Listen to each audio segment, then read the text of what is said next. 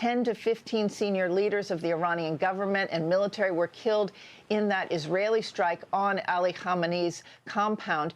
Multiple sources tell me that the start of the operation, the joint operation, had to be moved up based on intelligence and this target of opportunity, a meeting at Khamenei's compound.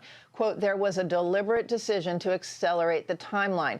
That is why the U.S. and Israel took the unusual decision to strike during the daytime to achieve the element of surprise and to target this meeting. Normally, the U.S. military would not launch an operation like this during the day. The meeting accelerated the timeline, I'm told. This was a massive, wildly bold daytime attack, a senior U.S. defense official told me. It caught the senior leadership off guard and on a Saturday morning during Ramadan and on Shabbat in the daytime. We hit the senior leaders right out of the gate, I was told. But some survived, including, as I mentioned, Ali Larijani, the man to watch, and Iran's president, who issued a statement just moments ago. Griff?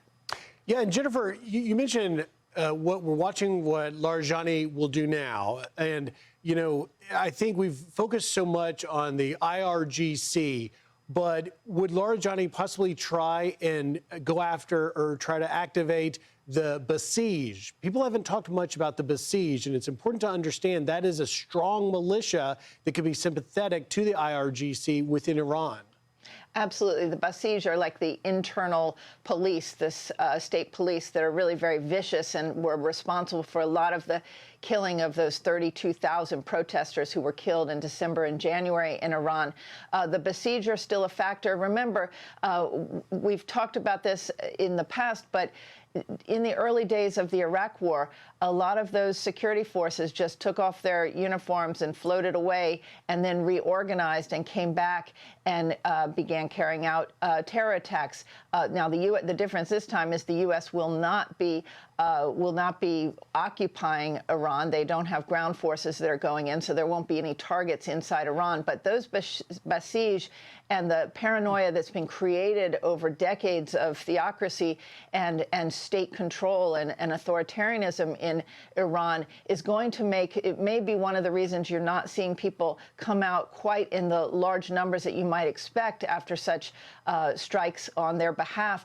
But I think people are scared, and they have a right to be scared. They were slaughtered in the last 2 months. So what you're also likely to see, Griff, is the IRGC launch through proxies, through sleeper cells around the world, targets of opportunity. They tend to fight asymmetrically with terror attacks, and that is what I would expect to see: assassinations, terror attacks, but it won't happen immediately. It'll be when we let down our guard, and I think the strategy right now, from what I am observing, is that Iran is firing missiles at all of the states surrounding in the region, all of the states that host U.S. military bases, trying to create so much chaos that there's maybe pressure at the UN or elsewhere calling for a stop to the war. And if they think they can just survive these initial strikes and then regroup, that is their strategy at this point. But I'm not sure it's going to work, because it's really mobilized all those